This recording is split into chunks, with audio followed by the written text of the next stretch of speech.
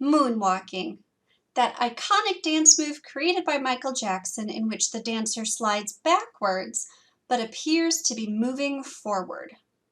It's cool, but what does it have to do with the library? Well, let me share with you a question that a lot of students ask at college libraries all across the world. The question goes something like this. I'm finished with my paper, so can you help me find sources to prove my point and back me up? And librarians all across the world say to themselves, no, not another moonwalking student.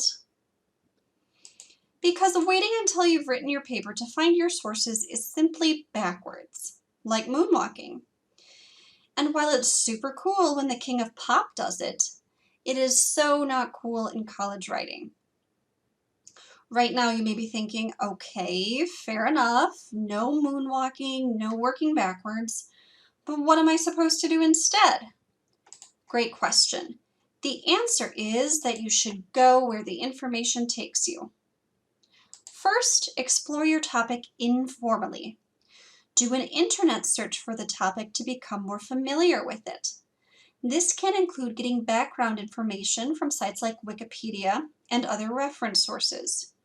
You should never use Wikipedia as a source for your final paper, but most Wikipedia articles have reference lists that you can check to find more scholarly resources.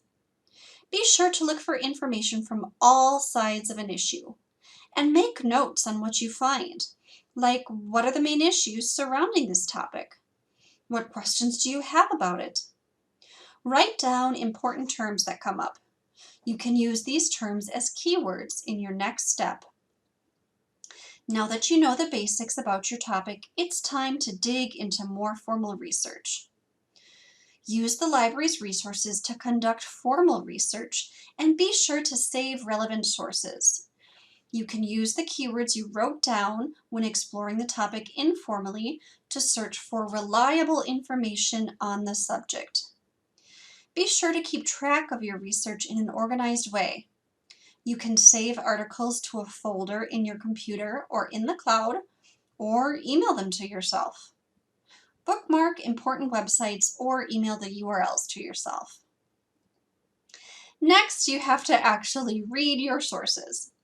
It's okay to skim them in the second step when you're trying to decide if they're relevant, but you should read them thoroughly once you're done researching.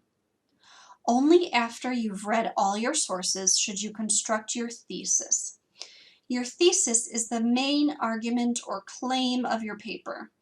It's what your paper is about and what you are trying to prove using the evidence, the sources you've found. After you've written your thesis, it really helps to create an outline for your paper. An outline is like a map that will help you write a well-organized paper without getting lost. An outline includes the reasons you support your claim and the evidence behind your reasons. Once you have a solid outline, writing your paper should be relatively easy.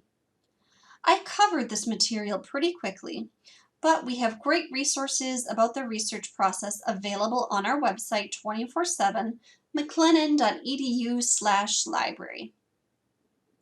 So now you know. There is no moonwalking allowed in college writing. Save it for the dance floor. And that's all for this mini lesson. Thanks for watching and be sure to check out the other videos.